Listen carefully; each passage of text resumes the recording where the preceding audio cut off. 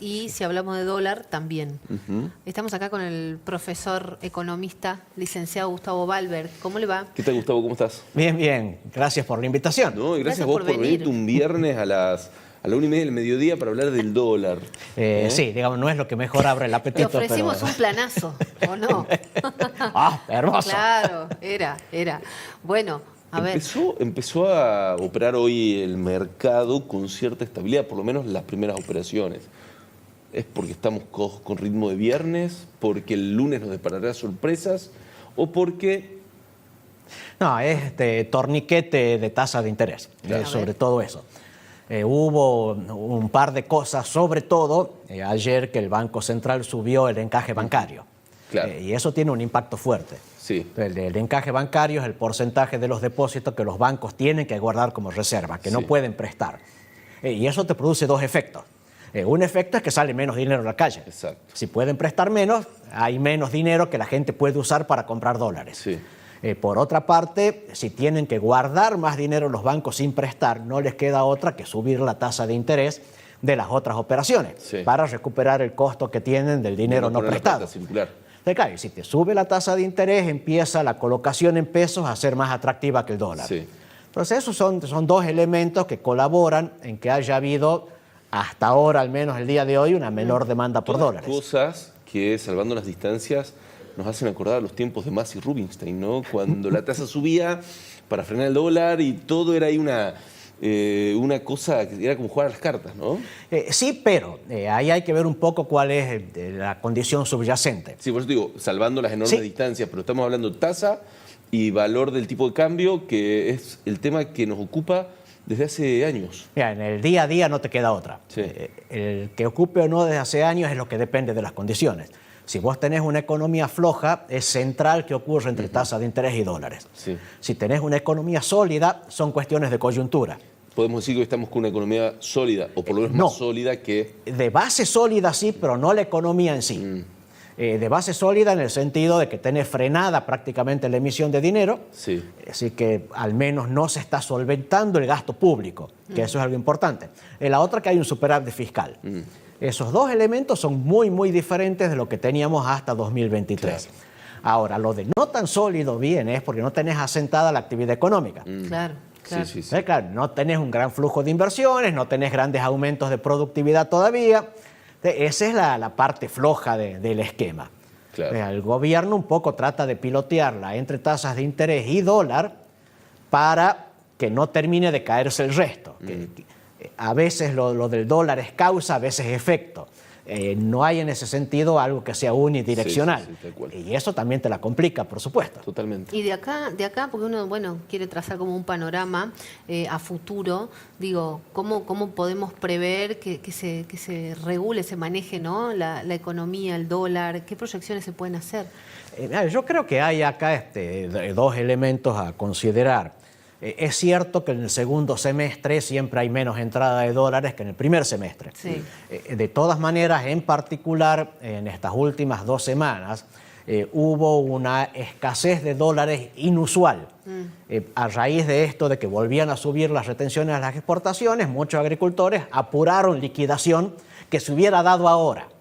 Como apuraron la liquidación hace 2 semanas, bueno, ahora no se está dando. Claro. Dentro de un mes se normaliza al ritmo habitual de segundo semestre. Sí. Bien. Que algunos dicen, guarda, que puede ser mejor por mayor venta de hidrocarburos, venta de gas, venta de petróleo. Vamos a ver, pero al menos volveríamos a los ritmos de años pasados. Sí. El otro punto es el factor político. Claro. Sigue habiendo mucho temor en si el gobierno puede consolidarse o no, sobre todo en la Cámara de Diputados, en las elecciones de octubre. Y al menos hasta ayer era complicado decir que lo lograría por la actitud anti-negociaciones con posibles aliados que tenía el gobierno. Bueno, se está bajando del caballo. Claro. Ya está arreglando en la ciudad de Buenos Aires. La verdad que podríamos compartir listas, no dividamos el arsenal de votos. Claro. Eso es un poco más de seriedad en cómo ve las cosas el gobierno. que claro, no es simplemente una debilidad política, es ver con qué actitud tomar las cosas. Inclusive yéndole muy bien al gobierno en octubre, no llegaría a tener 1/3 de las bancas en diputados. No tendría asegurado el tercio que bloquee las insistencias ante posibles vetos del gobierno. Y claro, ¿y qué haces con los aliados? Si no llegas al tercio y tenés un mal comportamiento político con los aliados, puedo desconfiar de cómo va el plan económico. Exacto. Que no vas a poder manejar el superávit fiscal, que no vas a poder manejar la cuestión del dólar, los impuestos. Esa desconfianza puede ser que empiece a caer si hasta septiembre más o menos hay algo de seriedad política. Entonces, yo creo que va a haber un poco de calma en la parte económica. Si llegara a haber un poco de madurez en la política, no hay que preocuparse tanto por el dólar. Además que hoy el techo de la banda de flotación está en 1.450 pesos. O sea, todavía no está en el techo. Claro, y si llegara al techo, el Banco Central tiene 41.000 millones de dólares para empezar a vender y mantener dentro de las bandas la cotización. Así que en ese sentido tampoco es tan grave. Es cierto, no son todos esos dólares propios, pero a la hora de devolverlo falta.